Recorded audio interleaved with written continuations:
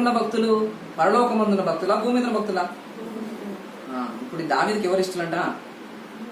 ఎప్పుడు నేను ఇలా నందును, భూమి మీదనున్న భక్తులే శ్రేష్ఠులు, వారు నాకు కేవలము అంటే వారు మాత్రం నాకు ఎలాంటి వారు? ఇష్టలు అని చెప్తున్నాడు ఇక్కడ భక్తులు. ఎవరు అంటే భూమి మీద ఉన్న భక్తులే శ్రేష్ఠులు అన్నాడు. అంటే శ్రేష్ఠులు అంటే శ్రేష్ఠులు అంటే ఇది అర్థం శ్రేష్టమైంది అంటే అధికమైంది, విలువైంది అనగల. దానికంటే మంచిది ఏమి లేదు అనగా శ్రేష్టమైంది. భూమి మీద దావీదుకి ఎవరు కనబడుతున్నారంటే ఎవరంట? భక్తులు అనగా భూమి మీద ఉన్న భక్తులు. ఏ భక్తులు? యెహోవా యందు భయభక్తులు కలిగిన వారు, వాళ్ళు కేవలము శ్రేష్ఠులు. వాళ్ళు ఆయనకి ఎవరంట? ఇష్టలు. ఎవరికి ఇష్టలు? దావీదుకి ఇష్టలు, దేవుని కూడా ఇష్టలే. భక్తులు దేవునికి కూడా ఇష్టలే. అట్లా ఇప్పుడు శ్రేష్ఠులు ఎవరు భూమి మీద అంటే ధనం కలిగిన వారు శ్రేష్ఠులు, ఈ లోకములు భోగభాగ్యాలు సంపాదించుకున్న వారు శ్రేష్ఠులు, ఈ లోకములు బాగా సుఖాన్ని అనుభవిస్తున్న వారు శ్రేష్ఠులు అని ఆయన చెప్పడం లేదు. ఎవరంట శ్రేష్ఠులు? భూమి మీద ఉన్న భక్తులు శ్రేష్ఠులు. అంటే ఈరోజు భూమి మీద నీవు మనం అందరం ఉన్నాం కదా. ఈరోజు మనం ఎవరమంట? నిజంగా నీవు దేవుని యందు భయభక్తులు కలిగి ఉంటే నీవు శ్రేష్ఠుడవి. అనగా నీకు ఈ లోకములో ధనము సంపద ఈ లోకంలో ఏం లేకపోవచ్చు, కానీ ఎవరిని కలిగి ఉన్నావు?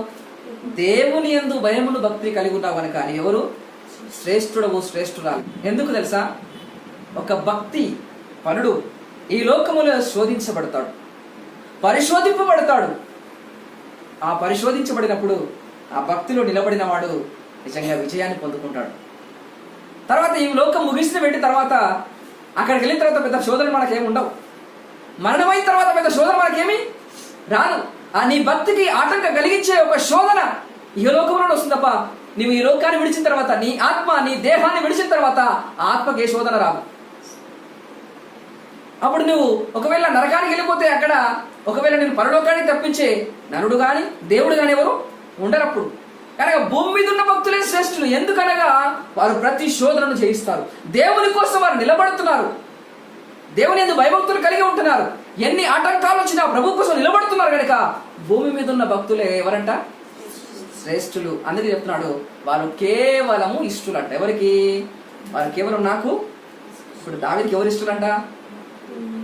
మనము ఇట్లా ఇష్టలు అనేటువంటి వారు చూసినట్టయితే ఉన్నతమైన స్థలములలో దేవునికి మహిమయు ఆయనకి ఇష్టలైన మనుషులు అన్నాడు. అక్కడ ఎవరికి ఇష్టలు? ఇప్పుడు దేవునికి ఇష్టలైన మనుషులకు భూమి మీద సమాధానమును అని దేవుని ఇక్కడ ఒక పాట పాడుతున్నారు. ఎవరు తెలుసా? దేవుని దూతలకు పాట పాడుతున్నారు.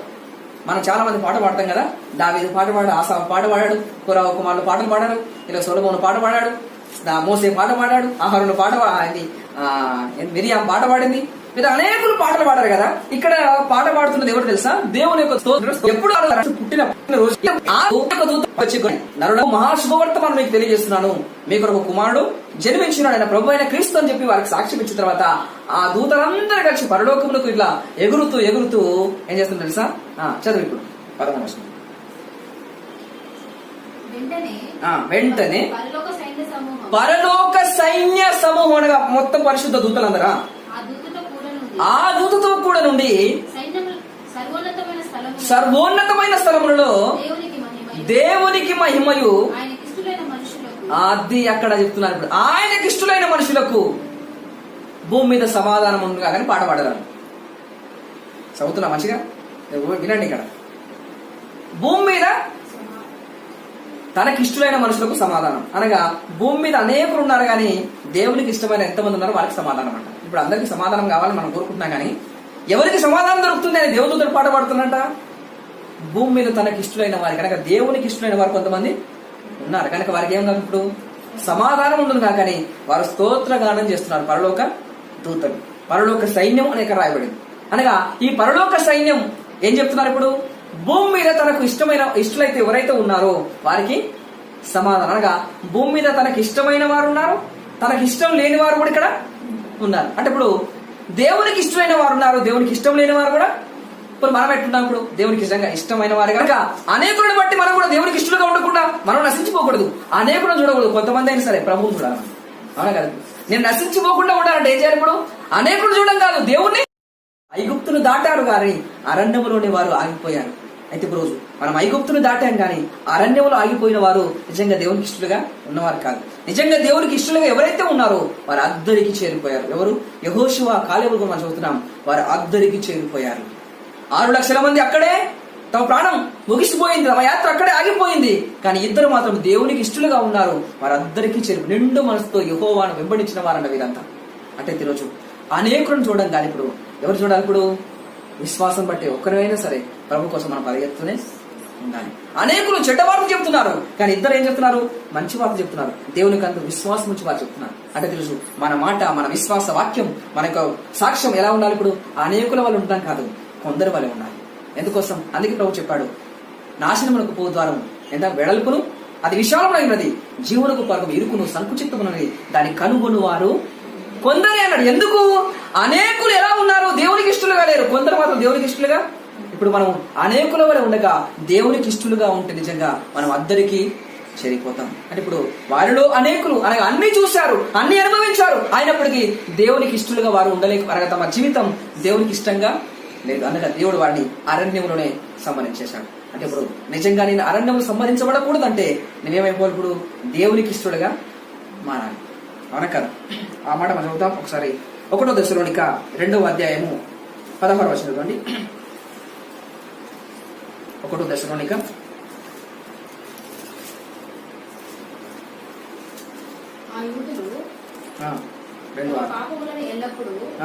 సంపూర్తి చేయుటకై ప్రభువైన యేసును ప్రవక్తలను చంపి మమ్మల్ని హింసించి అన్యజనుల రక్షణ పొందుటకై వారితో మేము మాట్లాడకుండా మమ్మల్ని ఆటంకపరచుచు దేవునికి ఇష్టలుగా కాని వారును మనుషులకు అందరికి విరోధులనై ఉన్నారు. దేవుని ఉగ్రత ఉదముట్టుకు వారి మీదకి వచ్చును. సహోదరులారా, మేము శరీరమును బట్టి అక్కడ దేవునికి ఇష్టలుగా లేరండి ఎవరు? ఇప్పుడు ఇక్కడ పౌలు ప్రసంగం చేస్తున్నప్పుడు, అక్కడ పరిచయం చేస్తున్నప్పుడు వారిని ఆటంకపరుస్తున్నారు ఈ యూదులు.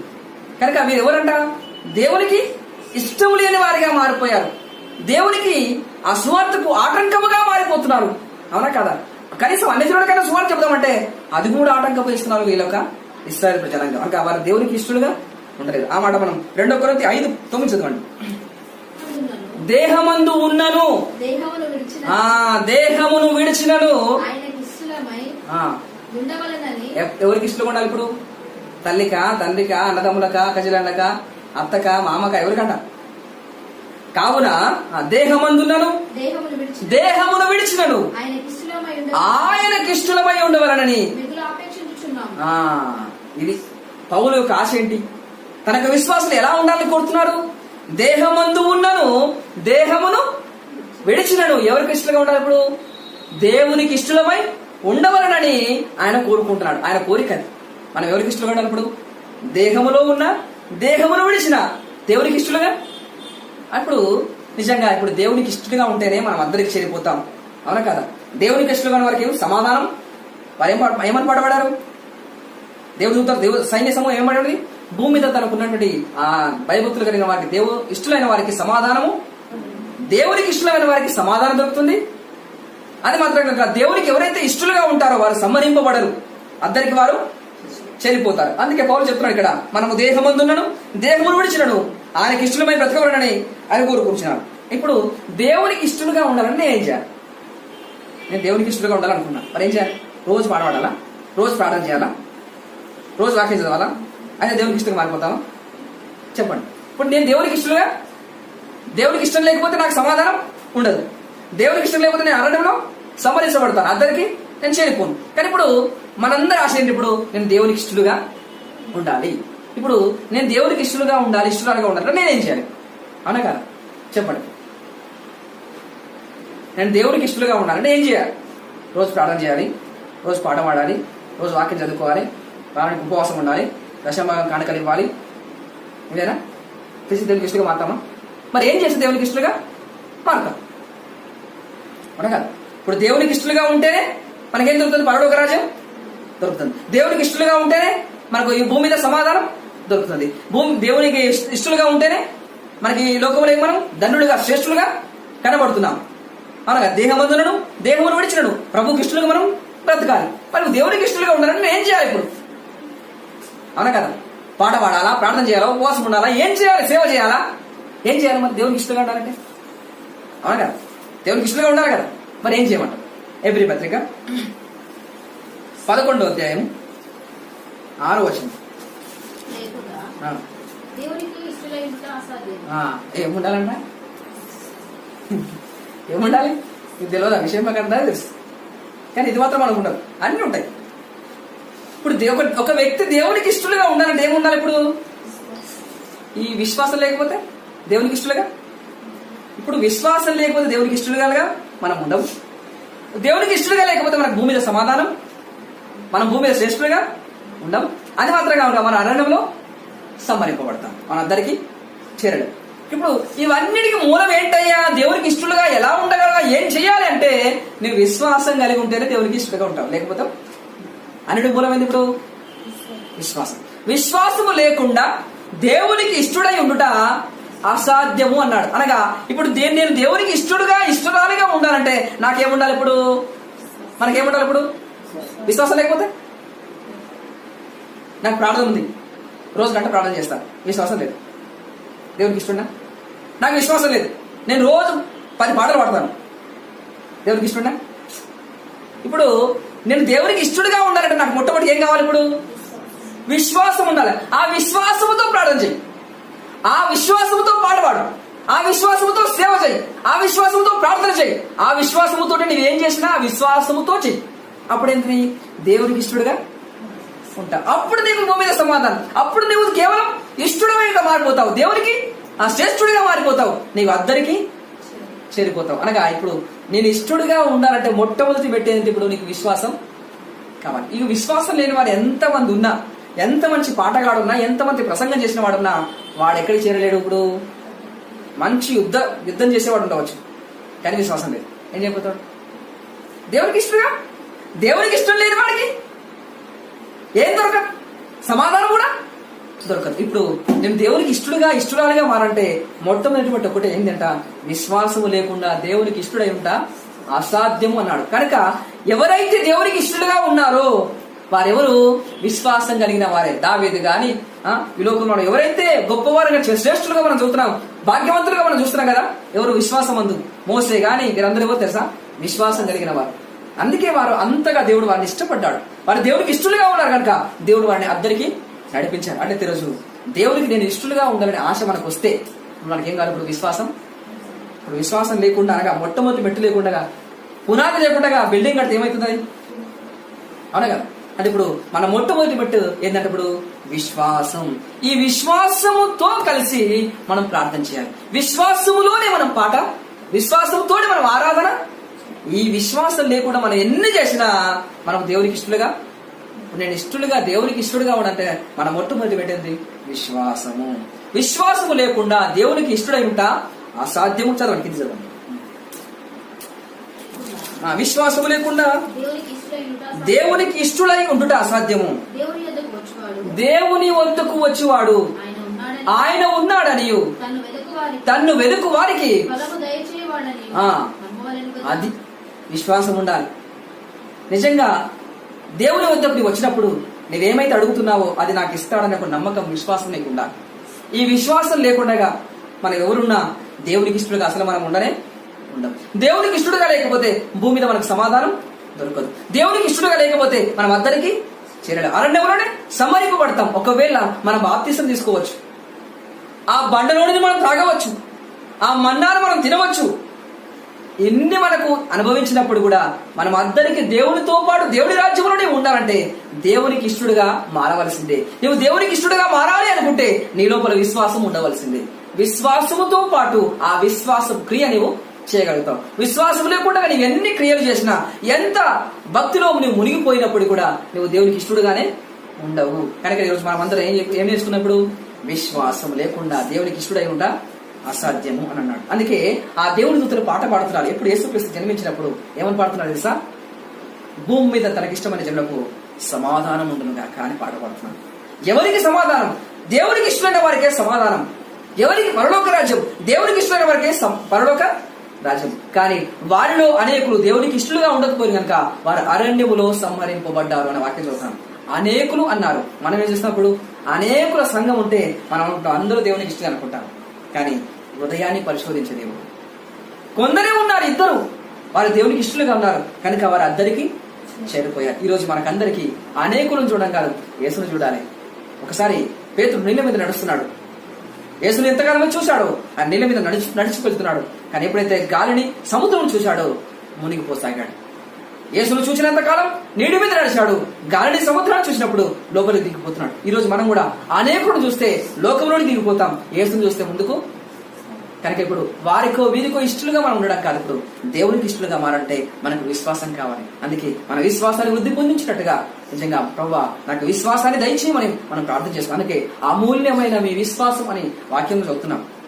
దేనికంటే బంగారము కంటే ఈ లోకం ఉన్న సమస్తము కంటే ఏది ముఖ్యమైనది? విశ్వాసమే ప్రాముఖ్యమైనది. కనుక అమూల్యమైన విశ్వాసాన్ని మనం కాపాడుకుంటే ఆ విశ్వాసం ద్వారా దేవునికి ఇష్టలుగా మారిపోతే నిజంగా మనం దేవునికి ఇష్టలుగా ఉంటే నిజంగా తనకిష్టమైన వాటిని తన రాజ్యంని మన కోసమే దేవుడు సిద్ధపరుస్తున్నాడు. కనుక తనకిష్టులకే ఆ రాజ్యం. తనకు ఎవరైతే వ్యతిరేకులుగా ఉన్నాడో వారికి దేవుని యొక్క రాజ్యం లేదు. కనుక రండి తలలు వంచని ప్రార్థన చేసుకున్నాం. నిజంగా దేవునికి ఇష్టమైన వారికి సమాధానం. ఆ దేవుని దూతలు పాట పాడుతున్నారు. పరలోక సైన్య సమూహం ఆ దూతతో కూడా వారు పాట పాడుతున్నారు. సర్వోన్నతమైన స్థలంలో దేవునికి మహిమ, భూమి మీద తనకిష్టమైన వారికి సమాధానం కలుగునుగాక. ఆ శుభవచనం, ఆశీర్వాదం నీకు దొరకాలంటే, భూమి మీద నీకు సమాధానం కలగాలంటే నువ్వు దేవునికి ఇష్టరాలుగా ఉండాలి. విశ్వాసాన్ని దయచేయి ప్రభావ. అందరూ ఉన్నప్పుడు నాకు విశ్వాసం వస్తుంది, ఎవరు లేనప్పుడు నేను విశ్వాసంలో కోల్పోతున్నాను ప్రభావ. అందరూ ఉన్నా ఎవరు లేకపోయినా అదే విశ్వాసం నాకు దయచేయి ప్రభావ అని మనం ప్రార్థన చేసుకున్నాం. హల్లెలూయా, హల్లెలూయా, హల్లెలూయా. ప్రభువానికి స్తోత్రం, స్తోత్రం, స్తోత్రం. విశ్వాసం గలవారో లేదో మిమ్మును మీరే పరిశోధించుకొనుడి.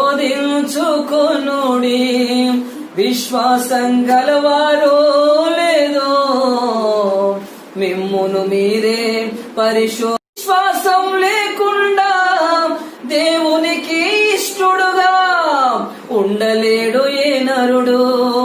విశ్వాసం లేకుండా దేవునికి ఇష్టడుగా ఉండలేడు ఏ నరుడు. విశ్వాసం గలవారో లేదో మిమ్మును మీరే పరిశోధించుకొనుడి. విశ్వాసం గలవారో లేదో మిమ్మును మీరే పరిశోధించుకొనుడి. విశ్వాసం కలిగిన ఏబేలు అర్పించే దేవునికి, విశ్వాసం కలిగిన ఏబేలు అర్పించే దేవునికి ఇష్టడుగా మారే నీతిమంతుడాయే. ఇష్టడుగా మారే నీతిమంతుడాయే. విశ్వాసం గలవారో లేదో మిమ్మును మీరే పరిశోధించుకొనుడి. విశ్వాసం గలవారో లేదో మిమ్మును మీరే పరిశోధించుకొనుడి. విశ్వాసం కలిగిన నోకో నడిచి వెళ్ళే దేవునితో. విశ్వాసం కలిగిన నోకో నడిచి వెళ్ళే దేవునితో. మరమునమే చూడకుండా పరమునకు ఎత్తబడే, మరణమునే చూడకుండా పరమునకు ఎత్తబడే. విశ్వాసం గలవారో లేదో మిమ్మును మీరే పరిశోధించుకొనుడి. విశ్వాసం గలవారో లేదో మిమ్మును మీరే పరిశోధించుకొనుడి. విశ్వాసం కలిగిన నోవాహు కృప పొందే దేవుని ద్వారా. విశ్వాసం కలిగిన నోవాహు కృప కృప పొందే దేవుని ద్వారా ఇంటి వారి రక్షణకై సిద్ధపరిచే రక్షణ ఓడా.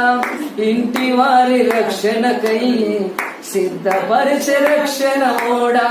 విశ్వాసం గలవారో లేదో మిమ్మును మీరే పరిశోధించుకొనుడి.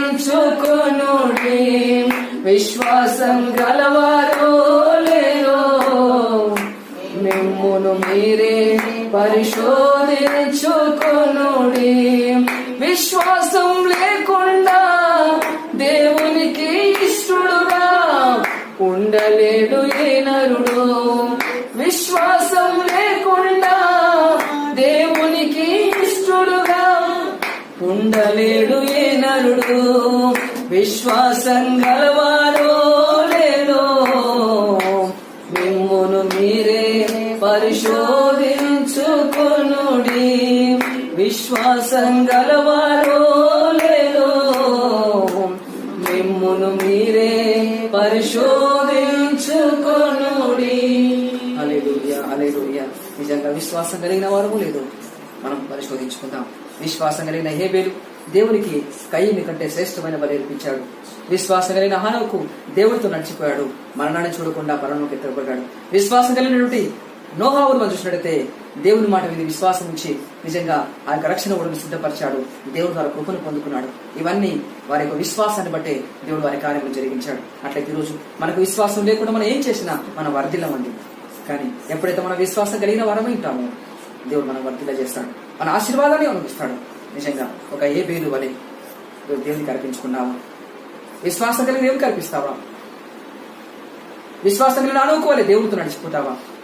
విశ్వాసం కలిగిన నోహావు వలె నీ ఇంటి వారి రక్షణ కోసం ఒక రక్షణ కూడా సిద్ధపరుస్తావా?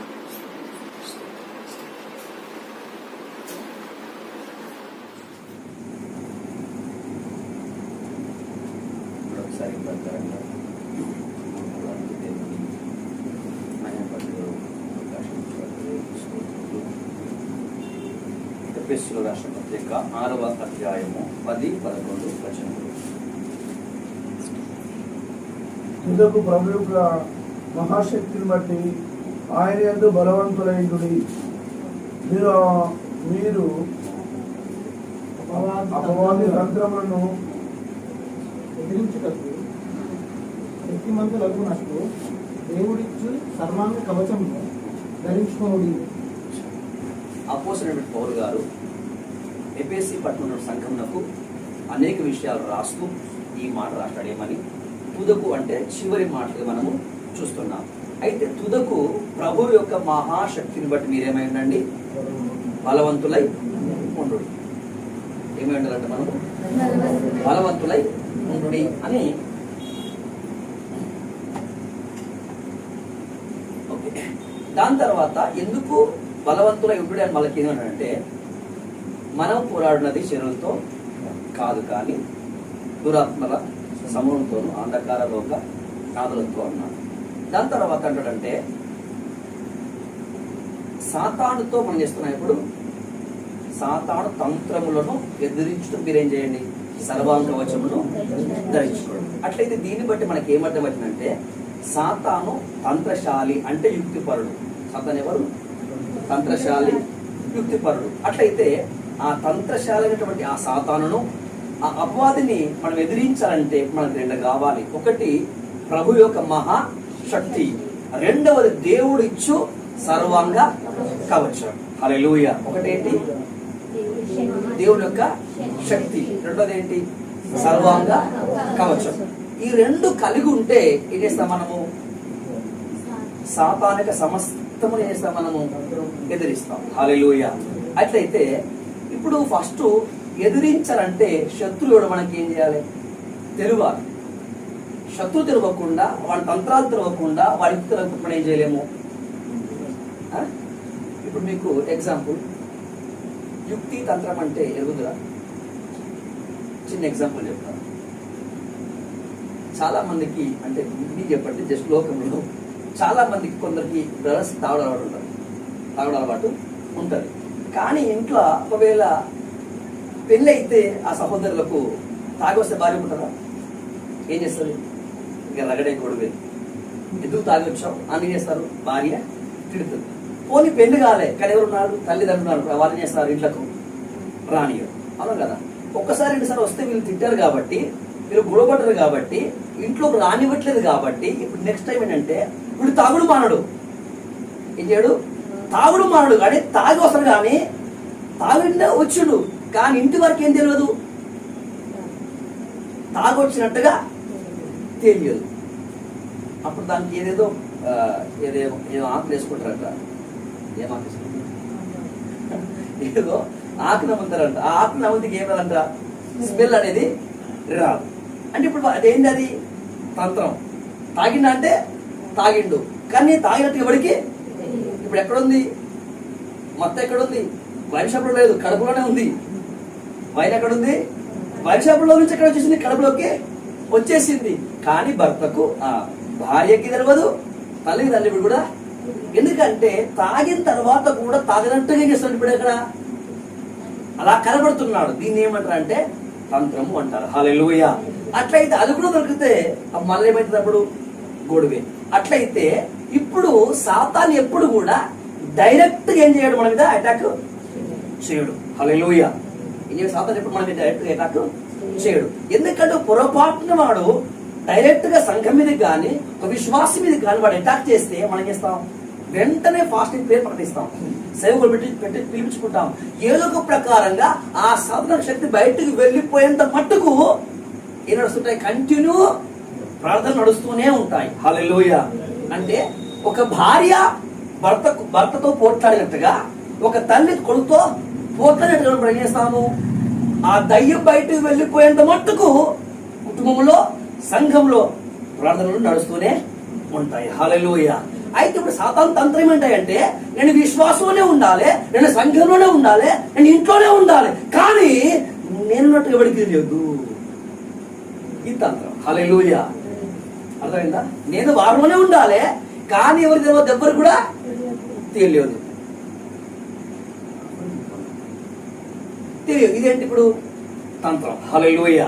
అట్లయితే ఇప్పుడు మనం ఫస్ట్ సాతాను తంత్రాన్ని జయించాలంటే ఫస్ట్ మనం ఏం తెలవాలి, వాడి తంత్రాలు ఏంటో మనకు తెలియాలి. వాళ్ళకి తంత్రాలు కొన్ని మీకు చూపిస్తే ఇష్టపడతాను. మార్కు సువార్త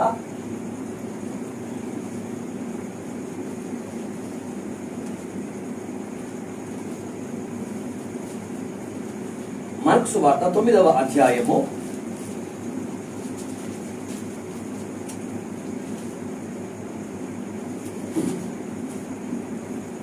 15 చదవండి. వెంటనే జనసమూహం అంతయు ఆయనను చూచి మిగులు విభ్రాంతి నొంది ఆయన ఎదుకు పరిగెత్తుకొని వచ్చి ఆయనకు వందనము చేసిరి.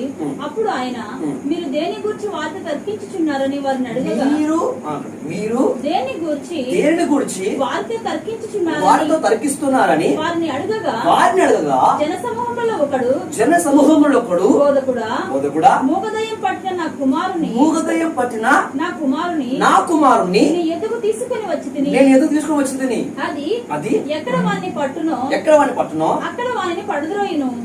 అప్పుడు వాడు నురుగు కాచుకొని పండ్లు కొరుక్కొని మూర్ఛిల్లును. దాన్ని వెళ్ళగొట్టుడని నీ శిష్యులను అడిగి తిని గాని అది వారి చేత కాలేదని ఆయనతో చెప్పాను. అందుకు ఆయన, విశ్వాసం లేని తరము వారలారా, నేను ఎంతకాలం మీతో నుండును. ఇప్పుడు ఒక తండ్రి ఒక కొడుకు ఎటొచ్చారు, ఇప్పుడు యేసుకు వచ్చారు కానీ యేసలేడు, యేసుక్రీస్తు లేడు, కానీ ఎవరు ఉన్నారు అక్కడ, శిష్యులు ఉన్నారు.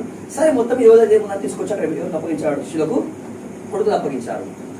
ఈ కొడుకు కోసం శిష్యులు అందరూ చేశారు చెప్పారు, మీరు ప్రార్థన చేశారు. వీళ్ళు ఎంత ప్రార్థించినా అదేం దయ్యం అయితే పోలే. ఇప్పుడు అలా ఆ దయ్యం పోవడంగా చిన్న జనసమూహం కూడా, అంటే ఇప్పుడు ఏమంటుందని, ఒక 10 మంది పోయారు అనుకోండి, 10 మంది 50 మంది పోయారు. ఇప్పుడు ఏదో మాట్లాడుతూ ఉన్నారు, అట్లా ఇట్లే నడుస్తుంది. అప్పుడు వచ్చారు, అలా గొడవ ఎత్తినప్పుడు యేసుక్రీస్తు వారి మధ్యలోకి రావడము జరిగింది. హల్లెలూయా. వచ్చి ఇప్పుడు ఏమన్నారంటే, ఏంటి గొడవ ఏంటంటే, అప్పుడు బోధకుడా సంగతి ఇదండి. హల్లెలూయా. అట్లయితే ఇప్పుడు సాతానుకు ఒక గురి ఉంది. ఏముంది, ఏంటి గురి? సాతాను ఒక గురి ఉంది. ఏంటి ఆ గురి? వానిని నాశనము చేయవలనని ఆ సంగతి. హల్లెలూయా. ఎందుకు చూస్తున్నారు అది? వానిని నాశనము చేయుట అనేది దాని యొక్క ముఖ్యమైన ఉద్దేశం. హల్లెలూయా. ఇప్పుడు సాతాను యొక్క ముఖ్య ఉద్దేశం ఏంటి? వారిని ఏం చేయాలట? నాశనము చెయ్యాలంటే ఎవరికి ఉద్దేశం? ఇప్పుడు సాతాను యొక్క ఉద్దేశం. హల్లెలూయా. ఇప్పుడు వారిని నాశనం చేయడానికి అదేం చేస్తుందండి? ఇప్పుడు వారిని తరచుగా అగ్నిలోను నీళ్ళలో పడేస్తుందంట. ఏం చేస్తుంది? అగ్నిలో పడేస్తుంది, నీళ్ళలో పడేస్తుంది. ఎందుకు? దాని గురి ఏంటి? ముఖ్య ఉద్దేశం ఏంటి? నాశనం చేయాలి. ఇది ముఖ్య ఉద్దేశం. ఇప్పుడు ఆ పని చేయడానికి అది ఎన్నుకున్న మార్గం ఏంటి? నాశనం చేయుటకు అది ఎన్నుకున్న మార్గం ఏంటి అని చూస్తే అగ్నిలో వేస్తుంది, నీళ్ళలో వేస్తుంది. అంటే అగ్నిలో ఉంచదు, తర్వాత నీళ్ళలో కూడా. ఒకవేళ అగ్నిలో ఉంచితే ఏమంటాడు? కాలి చనిపోతాడు. నీళ్ళలో ఉంచితే మునిగి చేస్తాడు. అంటేగా అగ్నిలో ఉన్నా సావడం ఖాయము, నీళ్ళలో ఉన్న కూడా సాయడం ఖాయం. కానీ అదేం చేస్తుంది? అదే చేస్తాడ. నీళ్ళలో ఉంచదు, అగ్నిలో కూడా ఉంచదు. హల్లెలూయా. మీకు డౌట్ రావచ్చు, మరి చంపేయచ్చు కదా. ఇప్పుడు నాశనం చేయకుండా దయ్యం ఏంటి చెప్పకపోతే చంపేయచ్చు కదా. కానీ అపవాదికి లేని అధికారం ఏంటంటే చంపే అధికారం సభకు లేదు. మరణం యొక్క జీవులకు అధికారం ఎక్కడ ఉంది? యెహోవా వశం. హల్లెలూయా. కాబట్టి ఇప్పుడు చంపే అధికారం లేదు కాబట్టి ఏం చేస్తుంది? నీళ్ళు వేస్తుంది, తీసుకొచ్చి ఇది మధ్యలో ఉందన్నమాట. ఇటు పడేస్తే ఏమవుతుంది? వాడు అగ్నిలో, ఇటు పడేస్తే నీళ్ళలో, మళ్ళా తర్వాత వాడి దగ్గర. ఇప్పుడు నీళ్ళలో వేసి అగ్నిలో వేసి పెడితే వాడిని పరిస్థితి ఉంటుంది. ఇప్పుడు కొంచెం అగ్ని, కొంచెం నీళ్లు. ఇప్పుడు వాడి పరిస్థితి ఉంటుంది. దీని వేస్తే అంటారు. ఇప్పుడు బైబిల్ ఉందన్నమాట, చెప్పాలి మీరు. నులివెచ్చని స్థితి. హల్లెలూయా. అంటే ఇప్పుడు వేడిగా లేడు, ఇప్పుడు చల్లగా లేడు, నీళ్ళలో లేడు, అగ్నిలో లేడు. కాసేపు అటు బయట వస్తాడు. ఎటు పోయి? అగ్గిలోకి పోతాడు, తక్కువ చేస్తాడు. తర్వాత ఎటు పోతున్నాడు? పోతల బల్ల వస్తాడు. మిగిలిన బతుకంటే ఎక్కడ ఉంటాడు? అగ్గిలో ఉన్నాడు, ఇక్కడ ఉంటాడు అనమాట. హల్లెలూయా. దాని గురి ఏంటి అంటే అగ్గిలోకి పంపించేది అదే, నీళ్ళలోకి పంపించేది అదే. హల్లెలూయా. ఇప్పుడు చివరికి వాడు బతికిపోతుందంటే అమ్మ బాబోయ్, అది తట్టుకోలేను, ఇది తట్టుకోలేను. కాబట్టి అక్కడ లేని ఇక్కడ బతికెందుకయ్యా అని వాడు ఊరేసుకుంటే ఏం కావాలి? చనిపోవాలి. హల్లెలూయా. నాకు చంపే అధికారం లేదు కాబట్టి ఏం చేయాలి? వాని చేతులతోనే వాడి వారి ప్రాణమును తీసుకునేలా చేయడానికి ప్రయత్నాలు చేస్తున్నావు. హల్లెలూయా. ఈ తండ్రి ఎన్నో ప్రయత్నాలు చేసినప్పటికీ ఏ ప్రయత్నం కూడా, అన్ని ప్రయత్నాలను కూడా విఫలమైనవి. స్తోత్రం. హల్లెలూయా. ఇంకా చివరిసారిగా ఎప్పుడు వచ్చాడు? ప్రవేశించాడు, యేసుకు వచ్చాడు. మనది అది వారు నాశనము చేయవలనని తరచుగా అగ్నిలోను నీళ్ళలోను పడద్రోయును. ఏమైనా నీ వలనైతే, ఇప్పుడు ఏమన్నా ఏమన్నా నీ వల్ల అయితే నా మీద కనికరపడి మాకు సహాయం చేయమనను. అందుకు యేసు, నమ్ముట నీ వల్ల అయితే నమ్మువానికి సమస్తమును సాధ్యమే అని అతనితో చెప్పాను. వెంటనే ఆ చిన్నవాని తండ్రి, నమ్ముచున్నాను, నాకు అపనమ్మకం ఉండకుండా. హల్లెలూయా. ఇప్పుడు ఆ తండ్రి ఏం చేస్తున్నాడు? ప్రార్థిస్తే ఏం పడుతున్నాడు? నమ్ముట నీవైతే నమ్మంటే సమస్తము అని అన్నారు. ఇప్పేసాయి అన్నాడు. అప్పుడు తండ్రి ఏమన్నాడు? అపనమ్మకము కలగకుండానట్లు నాకేం చేయు. నేనే నమ్మాలనే ఉంది, కానీ ఇప్పుడు నాకు ఏమొస్తుండొచ్చు? అపనమ్మకం వస్తుంది. కాబట్టి అపనమ్మకం రాకున్నట్లు నేనేం చేయి, సహాయం చేయ. జనులు గుంపు కూడా తన ఎద్దుకు పరిగెత్తుకుని వచ్చుట యేసు చూచి, మూగమైన చెవిటి దయ్యమా, వానిని వదిలిపోమ్ము, ఇక వానిలో ప్రవేశింపవద్దని నీకు ఆజ్ఞాపించుచున్నానని చెప్పి చాలు. హల్లెలూయా. ఇప్పుడు ఈ దయ్యానికి రెండు పనులు చేస్తుంది. ఒక దయ్యము రెండు పనులు చేస్తుంది. ఏ పని? ఒకటే దయ్యం ఎన్ని పని చేస్తుంది? రెండు పని చేస్తుంది. ఏ పని? మూగది, చెవిటిది. దయ్యం చెవిటిది కాదు. వీరేం చేస్తుంది? ఎప్పుడైతే ఆ దయ్యము ఈ బాబులోనికి వచ్చేసిందో వాడి నోటి మాట ఆగిపోయింది. తర్వాత వినబడడం ఆగిపోయింది. హల్లెలూయా. అర్థం లేదా? ఏమైపోయింది ఇప్పుడు? నోటి మాట ఆగిపోయింది, వినడం ఆగిపోయింది. తర్వాత ఏం చేస్తుంది? దీన్ని చెవిటోని మూగోని అగ్నిలో వేస్తుంది. ఇప్పుడు ఒక మాట, ఇప్పుడు మీకు ఏదో సలో జ్వరమో ఏదో కొంచెం ఇబ్బంది కలిగింది, తల్లికో తండ్రికో అన్నకో ఎవరికో చెప్పాలి. ఎలా చెప్తారు? చెప్పడానికి ఏం కావాలి? మాట కావాలి. ఇప్పుడు నేను వాక్యం చెప్తున్నాను, దేని ద్వారా? నోరు లేకపోతే నా సంతోషాన్ని మీకు ఏం చేయలేను, వ్యక్తపరచలేను. నా దుఃఖాన్ని నేను, నా ప్రేమను మీకు నేను చేయలేను. అంటే ఒక వ్యక్తి తనలోని భావమును వ్యక్తపరచండి ఏం చేయాలి? మాట కావాలి. హల్లెలూయా. కాబట్టి ఏం చేసి మొట్టమొదటి ఏం చేసేప్పుడు నో అంటే అది రావడంతో మాట. రెండోది ఏంటి? ఎదుటి వాని బాధ ఏం కావాలి? ఇప్పుడు రెండు ప్రాముఖ్యమే కావాలి. నోరు ప్రాముఖ్యమైంది, చెవు ప్రాముఖ్యమైంది. హల్లెలూయా. కానీ అపవిత్రాత్మ వచ్చి ఏం చేసింది అంటే, ఏం చేసింది ఇప్పుడు? నోరు అంటే మాట్లాడకుండా చేసింది. రెండవది ఒకే డాక్టర్ రెండు పని చేస్తుంది. చూపిస్తే మొత్తం మీద ఏం ఇచ్చినాడు? ఆ వ్యక్తికి విడుదల అనేది అనుగ్రహించినాడు. ఓకే, ఇప్పుడు మన అంశం ఏంటి? సాతాను యొక్క తంత్రములు. ఇప్పుడు ఇక్కడ ఉండలేదు కానీ బాణబత్ అని, లేకపోతే మాంత్రిక శక్తులని, ఇంకేమంటారు చాతబడి అని, ఇవి చాలా ఉండేవి. వీరు సాయంత్రం 5, 6, 7 అయితే ఈ వాకిట్లోకి వచ్చి బహు భయంకర చేసేవారు, కేకలు వేసేవారు. బ్రదర్స్ అయినా ఆడపిల్లలు బహు చాలా ఏడ్చేవారు. కానీ ఇప్పుడు ఏ ప్రాంతం సేవకు వెళ్ళినా అవి లేవు. ఇప్పుడు ఈ అరుపులు కానీ జుట్టు బిక్కోవడం ఇలాంటి ఏమీ లేవు. ఎందుకంటే వాటికి కూడా ఏమొచ్చింది? ఇప్పుడు కొంచెం మెచ్యూరిటీ వచ్చేసింది. ఏమొచ్చింది? మెచ్యూరిటీ వచ్చేసింది. ఎవరికి? మీకు కాదు, ఎవరికి వచ్చింది? దయాలకు వచ్చింది. ఒకవేళ మేము ఈ ప్రకారం అశుడు పోతే వీళ్ళు ఏం చేస్తున్నారు? సేవకులు పిలిపించుకుంటారు, మీటింగ్ పెట్టించుకుంటారు. మమ్మల్ని పోయిన మట్టుకి వదలరు. అది ఇప్పుడు ఏం చేయాలి? ఉండాలి. కానీ అది మర్చిపోద్దు. మీరు నేను ఉండాలి కరెక్ట్గా తెలియవద్దు. ఎవరికి? సేవకులు తెలియవద్దు, సంఘ బిడ్డ తెలియవద్దు, ఎవరికి తెలియవద్దు. అట్లయితే మమ్మల్ని ఎవరు ఆడి ఇప్పుడు ఏం చేయాలి? హల్లెలూయా.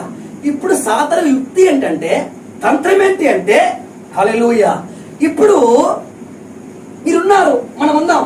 అట్లయితే మనం ప్రపంచంలో ఎవరితో మాట్లాడినా సాతాను ఎటువంటి నష్టం లేదు. మొదలైందా? మనము ప్రపంచంలో ఎవరితో మాట్లాడినా సాతానుకి ఎటువంటి నష్టము లేదు. అవునా కదా? సో కాబట్టి ఇప్పుడు బాబు, అయ్యా, సారు, అందరితో మాట్లాడు, కానీ ఒక్కరితో మాట్లాడియా. ఎవరితో? ఒక్కడెవరు? పాస్టరా? ప్రార్థన ఏంటి? ప్రభువుతో మాట్లాడుతా. హల్లెలూయా.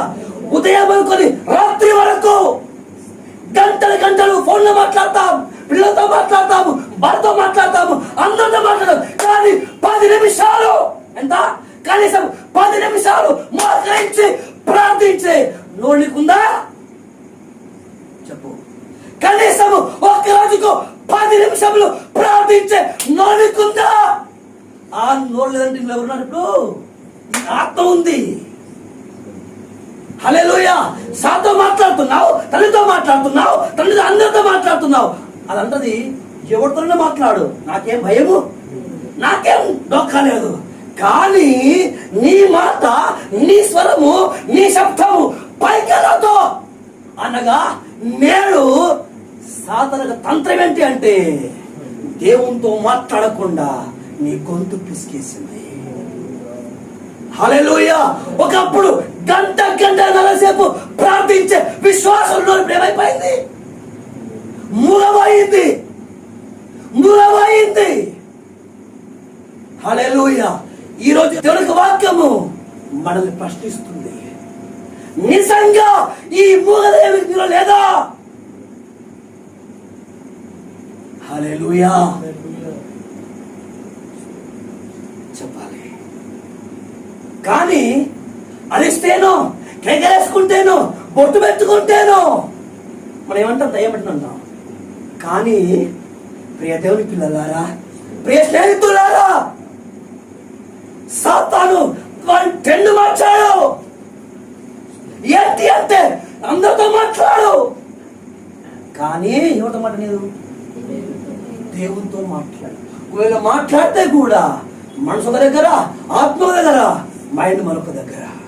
అనగా మనం ప్రార్థించిన ఆ ప్రార్థన పరలోకం వెళ్ళకుండా అక్కడ గొప్ప సమూహం ఉన్నది, దురాత్మది. హల్లెలూయా. అంటే మొత్తం మీద ఎవరిలోనైతే ఈ దయ్యం ఉందో, ఈ భూతం ఉందో, ఈ అపవిత్రాత్మ ఉందో, వాడు ఏం చేయడు? ప్రార్థన చేయడు, దేవునితో మరి మాట్లాడు. ఎవరైతే వ్యక్తిగతంగా కుటుంబ సంబంధంగా వారు ప్రార్థన చేయట్లేదు, వారు ఇప్పుడు ఏమన్నా గుర్తుపెట్టాలి? ఏముంది? అపవిత్రాత్మ ఉంది. హల్లెలూయా. రెండో విషయం చెబుటి దయ్యం. వాక్య గ్రంథంలో అంటాడు, ఆత్మ చెప్పుచున్న మాట చెబగలవాడు వెళ్ళుగాక. హల్లెలూయా. చెప్పరా? హల్లెలూయా. రెండో విషయం ఏంటి? ఆత్మ చెప్పుచున్న మాట చెబగలవాడు. ఎవరు మాట్లాడాలి ఇప్పుడు? మనకు అందరి మాట్లాడదామైతే అక్క బాధ, బావ బాధ, భార్య బాధ, అందరి బాధ మనకు అర్థమవుతుంది. కానీ నిజంగా పరిశుద్ధాత్మ యొక్క దేవుని ఆత్మ యొక్క స్వరం నీకు అర్థమవుతుందా? నువ్వు వింటున్నావా? కనీసం వినాలి అన్న ఆశ, ఆ కోరిక నిజంగా నీలో ఉందా? చెప్పండి. హల్లెలూయా. అనగా ఈ అపవిత్రాత్మ రావడంతో ఏమైందంట చెప్పాలి. రెండు కట్టు ఏంటి? వినికిడి కట్ అయింది, నోటి మాట కట్ అయిపోయింది. హల్లెలూయా. అయినప్పటికీ వీడి నాశనం కావట్లా. దాని గురి ఏంటి చెప్పాలి? ఏం గురి? నాశనం చెయ్యాలి. హల్లెలూయా. అట్లయితే ఇప్పుడు ఆదివారము సేవలు వచ్చినప్పుడు, గ్రూపులు పెట్టినప్పుడు మీరు వాక్యం వింటారు. యూట్యూబ్లో ఏదో వాక్యం విన్నారు. వాక్యం విన్నప్పుడు ఏం చేస్తాం? మనం ఏడుస్తాం, ప్రార్థిస్తాం. నేను ఇలాగే ఉంటానని మనం తీర్మానం. అంటే ఒక రకమైనటువంటి ఆత్మీయ స్పృహలో వెళ్ళిపోతాం. అంటే ఆ పాటలు, ఆ వాక్యము, ఆ యొక్క వాతావరణం మీలో ఏమిటొచ్చింది? ఏమిటొచ్చింది? వేడి పుట్టించిందా లేదా? హల్లెలూయా. అనగా ఈ వాక్యం విన్నప్పుడు, పాట పాడుతున్నప్పుడు ఏమైతున్నావు? నువ్వు వేడెక్కిపోతున్నావు. దాని తర్వాత మనం తీసి పడేస్తే లోకంలో, దురాశలో, స్వార్థంలో లోకంలో మునిగిపోయావు. ఎప్పుడైనా మునిగిపోయావు? హల్లెలూయా. అంటే చూస్తే ప్రార్థిస్తున్నట్టుగా ఉంది, నేను క్రైస్తవులాగున్నావు అంటే ఒక రకంగా ఏం కనపడదు నీకు? ఆత్మ సంబంధమైన వేడిగా ఉన్నట్టుగా నీకు కనిపిస్తుంది. అంటే అది పోనీయట్లేదు అనమాట. రెండో ఏం చేస్తుంది? నీకు లోపల నీ లోకంలో ముంచేస్తుంది. కానీ దీని బతికేంటి అంటే నులువెచ్చని ఎందుకు ఇస్తుంది అంటే వాడు నాశనం చేయడు, మనకు గురైతే అది. అట్లయితే ఇప్పుడు నీలో లేకపోయినా అంటే లోకంలో లేవు, ప్రభువులో నీవు ఎక్కడున్నావు? ఇప్పుడు నులువెచ్చని. ఇప్పుడు ఇది గత ఏంటి? ఇప్పుడు చెప్పండి. వాక్యం మర్చిపోయారా? నేను నా నోట నుండి నేను చేస్తాను నీ హింస కాదది. మనపై హింస పర్వాలేదు. ఎవరు? దేవుడు మన చేసిన పాపాలకు మన ముఖంపై హింసి మనల్ని కొట్టి పర్వతం రాలబాబు అంటే సంతోషమే. హల్లెలూయా. అది కాదు ఇక్కడ ఏంటంట, నిన్నే హింసేస్తా. ఎక్కడ ఉంచేస్తాడు? అగ్నిగుండంలోకి. హల్లెలూయా. కాబట్టి ప్రకారంగా ప్రభువులో ఉన్నటువంటి నీవు, విశ్వాసం ఉన్నటువంటి నీవు ఏం చేయాలి? ఇప్పుడు ఆ నోట్లో నుంచి బయటికి రావాలి. రావడానికి ఏం చేయాలి? నీ నోరు నొక్కేయాలి, నీ చెవిడి పని చేయాలి. అన్న దేవుని స్వరం వింట బంద్ అయిపోయింది, దేవునితో మాట్లాడుట బంద్ అయిపోయింది. హల్లెలూయా. మాట్లాడుతుందా? ఏమర్థమైంది? ఒకటేంటి? నిజంగా ఈ రోజు మనం నోరు పని చేస్తుంటాం, అందరితో గంట అద్భుతమైన మాట్లాడతాం. కానీ ఏం చేస్తాను? ప్రభువుతో మాట్లాడాలి. ప్రభు యొక్క స్వరం వినకుండా సాతాను మన చెవిని, మన నోరును వాడు మూసేశాడు. హల్లెలూయా. ఎందుకయ్యా అంటే ఆ వచ్చినప్పుడు అపవిత్రాత్మ ఒక బలమైన ఉద్దేశం. ఏంటి ఆ ఉద్దేశం చూస్తే నిన్ను నాశనం చేయాలి. ఎలా నాశనం అంటే, ఒకటి ప్రభువులో నుంచి ఏం చేయాలి, ఆయనను హింసగా చేయాలి.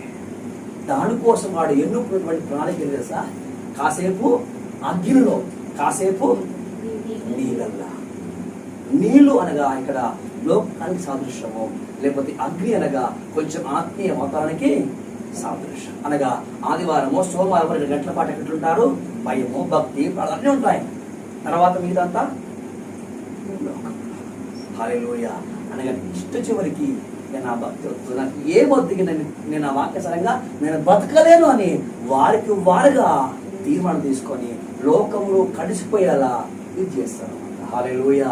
కానీ వాక్యం సెలవిస్తుంది, చికట గల దొంగ ముగ్గులో నుంచి, నాశనకరమైనటువంటి గుంట నుంచి ఆయన మనల్ని పైకెత్తువాడై ఉన్నాడు. హల్లెలూయా. అలా మనల్ని పైకెత్తాలంటే, ఆ కుమారుని ఆ యొక్క యేసయ్య విడిపించినట్టుగా మనల్ని విడిపించాలంటే తండ్రి ఒక మాట అనుకున్నాడు, అయ్యా నాకేం చేయండి, సహాయం చేయండి. ఏంటి, అపనమ్మకం నాకు కలగకున్నట్లు నాకేం చేయండి, సహాయం చేయండి. హల్లెలూయా. అనగా నాకున్న బలం ద్వారా, నాకున్నటువంటి శక్తి ద్వారా, నాకున్నటువంటి జ్ఞానము ద్వారా నేను చేయలేను, నా కుమారుని నేను రక్షించుకోలేను, నా విశ్వాసాన్ని నేను పెంపొందించుకోలేను.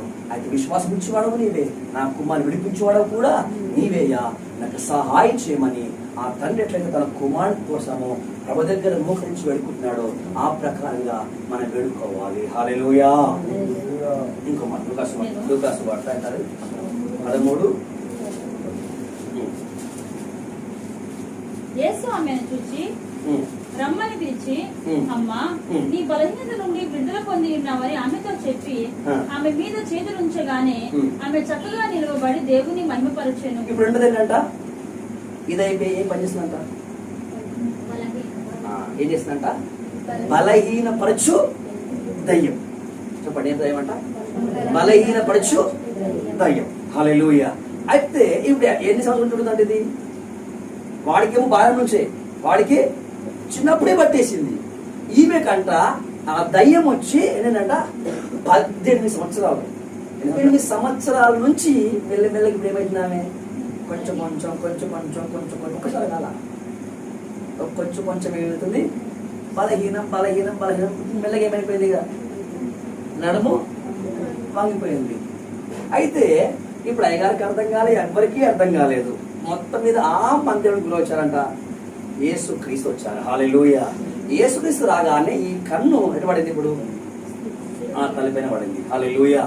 ఇప్పుడు 18 సంవత్సరాలు ఎక్కడ వస్తుంది అంటే, దయ్యం బట్టి 18 ఏళ్ళ, బలహీన కావడం 18 ఏళ్ళ, అంతకంటే ముందు ఎవరో అట్లయితే ఏమన్నాయండి, ఇప్పుడు 18 సంవత్సరాలు ఏమవుతుంది, మెల్లగా ఏమే, అంతకుముందు ఎవరు చెప్పండి, పర్లేదు. 18 సంవత్సరాలు ఏమైంది, మెల్ల ఏమైంది, బలహీనమై ఇప్పుడు మొత్తం మీద వంగిపోయింది. అంతకుముందు ఎవరు, వంగిన వ్యక్తి, నిలబడ్డ చక్కగా ఉన్న వ్యక్తి, బలమైన వ్యక్తి, బలహీన రాలా. హల్లెలూయా. సరే, ఈ మాట ఇప్పుడు ఇదే వాక్యాన్ని మనకు అన్వయించుకుందాం. ఇప్పుడు బలవంతులా, ఇంతకు ముందు బలవంతులు అంటే మీరు ఏమంటారు? అన్ని విషయాల్లో, సమర్పణలో గాని, విశ్వాసంలో గాని, ఇచ్చుట్లో గాని, ప్రార్థనలో గాని, ప్రతి విషయంలో ప్రభుపడి చేయట్లో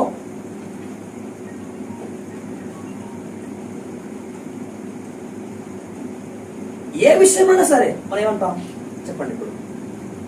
ఇప్పుడు బలవంతా, ఇంతకుముందు బలవంతులా? యథార్థం చెప్తాను. ప్రభు పని చేస్తున్నారా? ప్రార్థన, పాటల్లా, చర్చికి రావడమా, సందా ఇవ్వడమా, దశభాగం ఇవ్వడమా, ప్రభు పని చేయడమా, ఏదైనా సరే అప్పుడు బలవంతులు, ఇప్పుడు బలవంతులా? అప్పుడు బలవంతులా, ఇప్పుడు బలవంతులా? మరి ఇప్పుడు ఏమైంది? ఎందుకు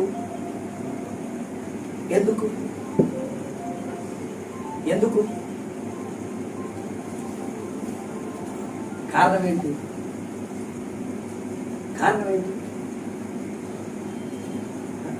మనకు మనముగా ఊహించుకుంటాం, మనకు మనముగా ఏదేదో అనుకుంటాం. ఏమని? వాళ్ళ కారణము, వీళ్ళ కారణము, అత్త కారణము, మామ కారణము, బిడ్డ కారణము, భర్త కారణం, భార్య కారణం. ఇవన్నీ ఏవి కాదు. ఇవేవి అసలైన కారణం అపవిత్రాత్మ. ఆమె చెప్పరా? ఒప్పులు కలగట్లే కదా. ఎందుకంటే చాలా మందికి నాలో దయ ఉందని ఒప్పుడు చాలా చేత కాదు. యేసుక్రీస్తు లేకున్నా అలా ఉందని చెప్తారు, కానీ దయ్యం ఉందా ఉందని మాత్రం వాడు ఒప్పుకోడు. కానీ నిజంగా ఫస్ట్ ఏం చేయాలి మనము? ఒప్పుకున్నవాడు ధన్యుడు. దానికి స్తోత్రం, హల్లెలూయా. అయితే ఒకప్పుడు మనం బలవంతులమే. ప్రార్థించడంలోను, ప్రభు కోసం పరిగెత్తడంలో, ఆయన పడిచేయటంలో, ఆయన ప్రతి విషయం మన వరకు నమ్మకస్తులమే, బలవంతులమే. కానీ ఏమైంది? ఇప్పుడు సపోజ్ యోసేపు ఉన్నాడు అనుకోండి, ప్రతి వారం కట్టలు చర్చకొచ్చి అన్ని చేస్తున్నాడు, తక్కన అయిపోయాడు అనుకోండి, మనందరూ ఒప్పుకుంటామా? ప్రతి వారు చర్చకొస్తుండే, మంచిగా పాట తీస్తుండే, మంచిగా పాటలు పాడుతుండే, తక్కన అయిపోయాడు. పోతే పోలే అనుకుంటారా? ఎందుకు అనుకోండి? సంథింగ్ ఏదో జరిగింది, ఏదో కథ సంఘం అంతా కలిసి ఉపవాసం ఉండి ప్రాణం చేసి ఏమేమో అంటే మొత్తం మీద సహోదరుడు మళ్ళా చర్చకొచ్చి మళ్ళా విశ్వాసం అందు స్థిరంగా బలంగా అయ్యేంత మట్టు కూడా ప్రయత్నాలు చేస్తూనే. అందుకే సాతాను తంత్రశాలి, యుక్తిపరుడు. ఒకేసారి ఆపేస్తే ఏమవుతాడు? ఒకేసారి పంపేస్తే కరెక్ట్ కాదు. దానికి ఇప్పుడు ఏముంది? వాడికి ఏమైంది? మెచ్యూరిటీ చేసింది. మెచ్యూరిటీ వచ్చి ఇప్పుడు ఏం చేయాలి? ఒకేసారి చేయవద్దు. ఇప్పుడు ఏం చేయాలి మరి? ఫస్ట్ ఒక వారం ఆపిండు. అప్పుడు వారం అంటాడు, అయ్యా ఏమైందంటే అర్జెంటు పని ఉండే. తర్వాత ఒక 2 వారాలు అయింది, అప్పుడు 2 వారాలు. ఈ ప్రకారం మెల్లమెల్లగా చేస్తున్నాడు నిదానంగా. ఇప్పుడు సేవకృతమైంది. ఆ బ్రదరు, ఆ సిస్టరు బలవంతులే, మంచివారే, కానీ ఏదో ప్రాబ్లం బట్టి రాలేదు అని ఎవరు నమ్మాలి ఇప్పుడు? అది హల్లెలూయా. అంటే సాతాను సేవకు ఇలా అనిపించింది. మిమ్మల్ని బ్రదర్ మా సిస్టర్ చాలా మంచిది, కానీ కొంచెం కడుపు నొప్పి వచ్చి ప్రాణం ఆగిపోయింది. హల్లెలూయా. కడుపు నొప్పి ఉంటే, వెన్నుపూస నొప్పి ఉంటే పడుకొని ప్రాణం చేయి. ఇప్పుడు విన్నాడా? హల్లెలూయా. మనం ఏంటండి దావీదు మహారాజు పడుకొని వాక్యం దండిస్తే ఎట్లుందంట పరిస్థితి? అయ్యగారు పడుకుని చేస్తున్న వాక్యం దండిస్తాంట, క్రొవ్వు మీద దొరికిందండి. వాక్యాన్ని ధ్యానిస్తున్నా కూడది, ఆయన కృపను ధ్యానిస్తున్నా కూడది, ఆయన మహిమను ధ్యానిస్తున్నా కూడది, పొందబోయే రాజ్యమును ధ్యానిస్తున్నా కూడదంట. క్రొవ్వు మీద దొరికినట్టుగా ఆయన చువ్వుకుంటున్నాడంట. హల్లెలూయా. ఆ మధురం ఎవరికి అర్థం కాదు. ఎక్కడున్నాడు ఆయన? మొక్కల మీద ఉన్నాడా? పడుకున్నాడు. ఏంటి బ్రదర్ ఏంటి ఇస్తారంటే మోకాలు నొప్పి నీకు ప్రార్థన అవుతుందా? ఆపిది మోకాలు నొప్పి కాదు, నడనొప్పి కాదు, దయ్యమాలి. ఏమనుకుంటున్నావు? నీకు నమ్మిస్తుంది. ఏమని నమ్మించింది? అది మోకాలు నొప్పి అని, అది కిడ్నీ ప్రాబ్లం అని, అది ఒళ్ళు ఏది కాదు. అసలు ప్రాబ్లం ఏంటది? అవునా కదా? అంటే ఏదైనా సడన్గా జరిగితే అందరికి ఏమొస్తుంది? ఆశ్చర్యం కలిగిస్తుంది. కానీ స్టెప్ బై స్టెప్ తీసుకెళ్తే చెప్పండి, స్టెప్ బై స్టెప్ తీసుకెళ్తే ఎవరికి అర్థం కాలేదు. దానికి స్తోత్రం, హల్లెలూయా. ఫస్ట్ నెలకు 1 వారం, దాని తర్వాత 2 వారం, నెలకు 2 సార్లు, దాని తర్వాత 3 వారాలు, మీరు నెల మొత్తం గ్యాప్. ఇప్పుడు నెల మొత్తం గ్యాప్ వచ్చినప్పటికీ సేవకునికి ఎవరికి ఏం లేదు ఇప్పుడు టెన్షన్ అనేది. కారణం ఏంటి అంటే ఏదో ఒక బలమైన కాలం ఉండొచ్చు అనుకున్నా తప్ప ఈయన లోకంలో గడిచిపోతున్నాడన్న అనుమానం ఎవడికి? అది దాని తంత్రం. హల్లెలూయా. ఇప్పుడు 1 గంట సేపు ప్రార్థించేవాడు మెల్లగేమైంది 40 నిమిషాలు, దాని తర్వాత అర్ధ గంట, దాని తర్వాత 15 నిమిషాలు, దాని తర్వాత 10 నిమిషాలు, దాని తర్వాత 5 నిమిషాలు, దాని తర్వాత ఏంటి ఇప్పుడు చెప్పండి? దాని తర్వాత ఇప్పుడేముంది? ఏమీ లేదు. క్రైస్తవుని బోడప్ ఇంకేమే. హల్లెలూయా. ఇన్ని రుజువులు మన కళ్ళ ముందు కనబడుతున్నప్పటికీ నాలో దయ్యం ఉంది, నన్ను బలహీనపరుస్తుంది అన్న జ్ఞానం లేకపోతే ఎవరేం చేయలేరు. హల్లెలూయా. అయితే ప్రాబ్లం అనేది భర్తలో కాదు, భార్యలో కాదు, తల్లిలో లేదు, ఎవరున్నారు? ఎవరిలో ఉంది? ఎప్పుడైతే అపవిత్రాత్మ వచ్చేసిందో ఆ దయ్యం వచ్చేసినారు మెల్లమెల్లగా చేసింది బలహీన పరుస్తుంది. అనగా ఇప్పుడు ఏం చేస్తుందంట, ఇంతమంది ఎట్లా పడింది, చక్కగా పడి చూస్తుంది, అడుగుతుంది ఇట్లుండే. ఇప్పుడు ఏమైంది చెప్పాలి, ఇప్పుడు ఏమైంది, ఇప్పుడు పొరపాటున కూడా పైకి చూడము. ఇప్పుడు మీరు చెప్పండి, అది మీరు యేసు క్రీస్తు కూడా లేబడిన వారైతే పైన వాటినే వెతుక్కోండి, మీ క్రీస్తు కూడా దాచబడినది. కానీ ఎప్పుడైతే ఆత్మ వచ్చేసిందో చాలా టెన్షన్, అక్కడ భర్త, ఇక్కడ భార్య, ఇక్కడ పిల్లలు, సంసారమో 100 గంటేసింది, తనకు డబ్బు లేదు, లేమి వచ్చేసింది. ఇప్పుడు ఏం చేయాలి, చుట్టుముట్టు ప్రాబ్లమ్స్, మధ్యలో లేమి. ఇప్పుడు ఏం లాగా అంటే పైకి చూడకుండా, ప్రభు వైపు చూడకుండా చేసింది ఇప్పుడు నేను అణచివేసింది. హల్లెలూయా. అట్లయితే ఇక్కడ ఇంకోటి గుర్తుంచుకోవాలి ఏంటంటే, ఈమె కిందికి చూస్తుంది. ఎవరు, 8 నుంచి అంట 18 సంవత్సరాల నుంచి కిందికి చూసినా నేను అవిశ్వాసిని అని ఆమెకి ఏం లేదు, డౌట్ రాల. శరీరం ఉన్నప్పటికీ, ప్రాణం ఉన్నప్పటికీ ఏం చేయలేదంట, పైకి మాత్రం. హల్లెలూయా. ఒక వాక్యం ఉంది అక్కడ కింద చిరాయిలో, ఎప్పుడైతే అపవిత్రత బయటికి వెళ్ళిపోయిందో అక్కడ మాట ఉంది, అప్పుడు ఆమె చక్కగా నిలబడి దేవుణ్ణి మహిమపరచను. హల్లెలూయా, హల్లెలూయా, హల్లెలూయా. ఎప్పుడంటే అప్పుడంటే దయ్యం వెళ్ళిపోయినప్పుడు, అప్పుడంటే అప్పుడు చక్కగా నిలబడినప్పుడు, అప్పుడు పైకి చూసి చక్కగా నిలబడి దేవుణ్ణి మహిమపరచను. హల్లెలూయా. అనగా ఇప్పుడు ఏసయ్య చెప్పాడా, పాస్ చెప్పారా, ఎవడు చెప్పారు, ఆమె చేసింది. ఇప్పుడు సేవకుని యొక్క, భర్త యొక్క, భార్య యొక్క, ఎవరి యొక్క ఒత్తిడి లేకుండా నీకు నీవుగా నీ శరీరముతో, నీ ప్రాణముతో, నీ ఆత్మతో, నీ మనసుతో పూర్వకంగా, యథార్థంగా, ఆత్మతో, సత్యముతో నీవు దేవుణ్ణి మహిమ పరచంటే ఏం చేయాలి, నువ్వు చక్కగా నిలబడాలి, నువ్వు పైకి చూడాలి, ఆ దేవుని యొక్క సన్నిధి మీరు అనుభవించగలగాలి. హల్లెలూయా. కానీ ఏం చేసింది నేను, మనం దేనిది వద్దనుకుంటున్నామో, దేనిది కక్కేస్తున్నామో, దేనిది విసర్జించినామో అవన్నీ మరల మెల్లమెల్లగా మన ఇంట్లోకే. ఒకప్పుడు ఎవరు చేశారు, ఏ విశ్వాసి, సమర్పణ లేదు, ఒక తగ్గింపు లేదు, ఒక ఏంటి నిలకడ వదిలేసి మన ఏంటిది అంటాం. అదే మనకు వస్తే పక్కనైతే 10 సార్లు విమర్శిస్తాం, కానీ అంత మనం చేస్తే కప్పుకుంటాం. హల్లెలూయా. కాబట్టి ఎందుకు చెప్పాను, 2 దయ్యాలు. ఒకటి ఏం చేస్తుంది, దేవునితో మాట్లాడు. రెండోది ఏంటి, దేవుడి స్వరాన్ని వినబడలేదు. ఇంకోటి ఏం చేస్తుంది, మిమ్మల్ని బలహీనపరుస్తుంది. హల్లెలూయా. అట్లయితే ఇప్పుడు ఈ సాతాను తంత్రాన్ని ఎదిరించాలి అంటే, వాటిని మనం జయించాలి అంటే, ఇంకో మాట, ఇప్పుడు జయించాలి మనకి ఏం కావాలి, శక్తి బలం కావాలి. మరి జయించకపోతే ఏమైంది, ఇట్లే ఉందా, నువ్వు కొంత కాసేపు అందులో కాసేపు ఇట్లుందా, మరి ఏమవుతుంది. ఇట్లయితే వీరిని ఏం చేస్తాడు, ఉమేస్తాడు. ఈ ఉమిసేసిన పడినవాడు అయిపోతున్నాడు ఇప్పుడు. అయితే మీరు ప్రభువుతో కూడా ఆయన సింహాసనం మందు, ఆయన రాజ్యంలో, ఆయన మహిమలో మనము కూర్చోవాలంటే ఇప్పుడు ఎలా ఉండాలి, జయించిన వారమై ఉండాలి. హల్లెలూయా. జయించిన వారు మాత్రమే ఆయన రాజ్యంలో మనం ఏం చేస్తున్నాము కూర్చో, లేకపోతే అవకాశం లేనే. హల్లెలూయా. కాబట్టి ఈ ప్రకారంగా ఆ దేవుని రాజ్యం వెళ్ళకుండా, ఆయన మహిమను మనం పొందకుండా సాతాను చేస్తున్నాడు మన నోరుని, మన చెవులను, తర్వాత మనం చేస్తున్నాడు మెల్లమెల్లగా. హల్లెలూయా. ఇప్పుడు 3 విషయాలు చెప్పినా, ఈ 3 విషయాలు నాకు సంబంధం లేదు.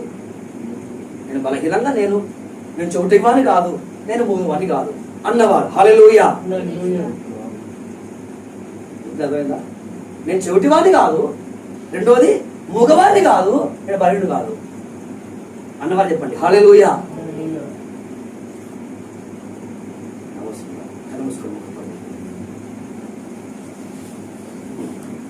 ఈ వాక్యం మీద ప్రకాశిస్తే ఎంత బాగుంటుంది. ఇది మన జీవితం కాదా?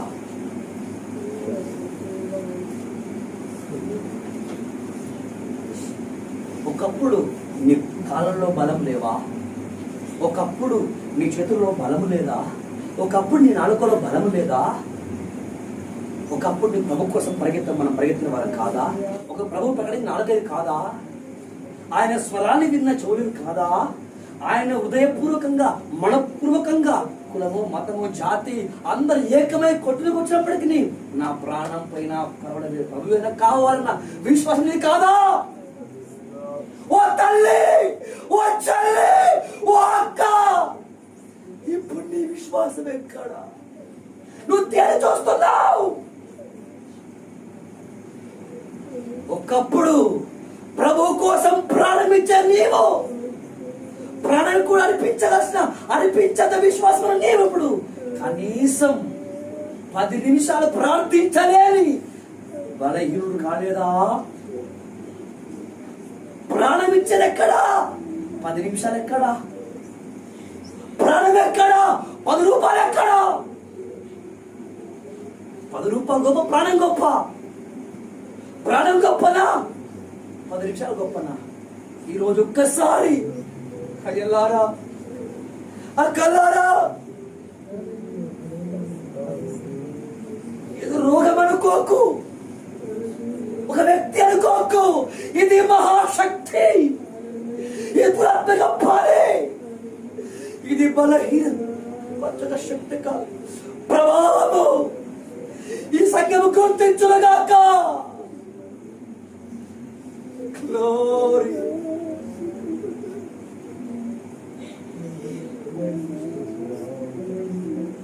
ప్రాణాన్ని పెడతాను కదా సహోదరా, సహోదరి. నువ్వు కులంలో ఉన్నప్పుడు, మతంలో ఉన్నప్పుడు, లోకంలో ఉన్న జీవిస్తున్నప్పుడు, సువార్త విన్నప్పుడు ఎందుకు వచ్చావు? నా ప్రాణాన్ని నేను పెడతాను. నా కులం లేకున్నా, మతం లేకున్నా, బంధువులు లేకున్నా, నా కోసము 3 వ్యక్తమైన గొడవలో రక్తం కాల్చి ప్రాణపెట్టిన ఆ ప్రభువును నేను సంపాదించాలి. నాకు ప్రభువే కావాలి, నా ప్రాణం కాదు, నాకు డబ్బు కాదు, నాకు ప్రభువే కావాలి. విశ్వాసంతో నువ్వు రాలేదా? కానీ విశ్వాసంలో నుండి, సమర్పణలో నుండి ఇదిగో నీ చేతులు బలహీనమైపోతున్నవి. ప్రభు పని చేయకుండా, ప్రభుకి ఇవ్వకుండా నీ చేతులు బలహీనమైపోయినవి. ప్రభు కోసం పరిగెత్తకుండా నీ కాళ్ళు బలహీనమైపోయినవి. ప్రభు యొక్క ఆయన శబ్దం వినకుండా నీ చెవులు మందకి నిలుతున్నవి. పైకి చూడకుండా నీ నడుము వంగిపోతున్నది. నిజం కాదా? ఇది నిజం కాదా? ఇంత దేవుడు స్పష్టంగా మాట్లాడే కూడా కొంచెం కూడా భయం లేకుండా, కొంచెం కూడా దుఃఖము లేకుండా, కొంచెం కూడా అంతరంగంలో భయము లేకుండా ఉంటున్నారా?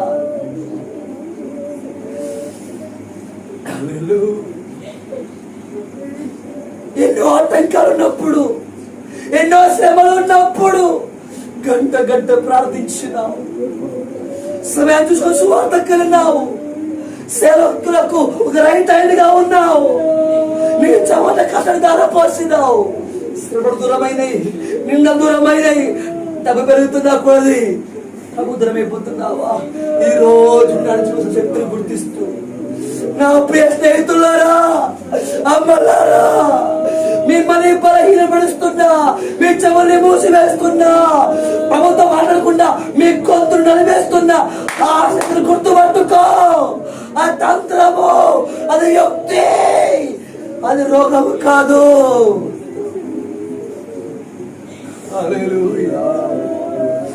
అందరం ఒకసారి లేచినపడండి. అందరం నేను ఇస్తామని లేచినపడండి. అందరం కూడా లేచినప్పుడు కళ్ళు మూసుకుంటా. ఒకసారి మనకు మనంగా మరలా చెప్తున్నా, మీరు బలవంతులే, మీరు ప్రార్థనా పరులే, మీరు దేవుడి స్వరాన్ని విన్నవారే. నీకు సందేహం లేదు, నాకు సందేహం లేదు.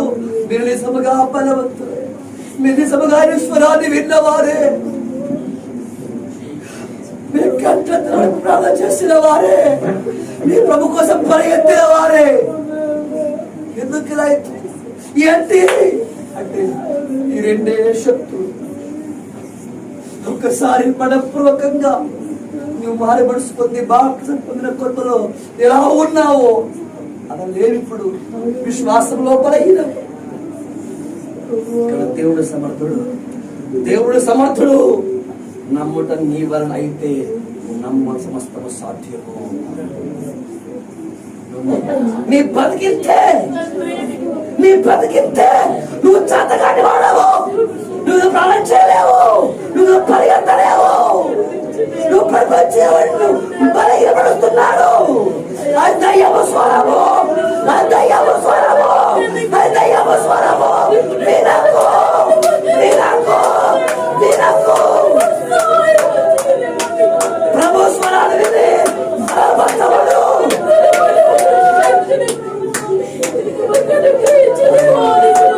మొదటి ప్రేమలోకి రా,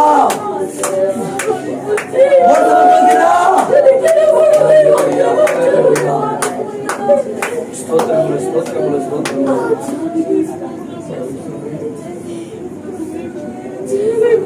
గొప్ప దేవా, సర్వాధికారి, జీవాధిపతి, వందనాలు చెల్లిస్తున్నాం.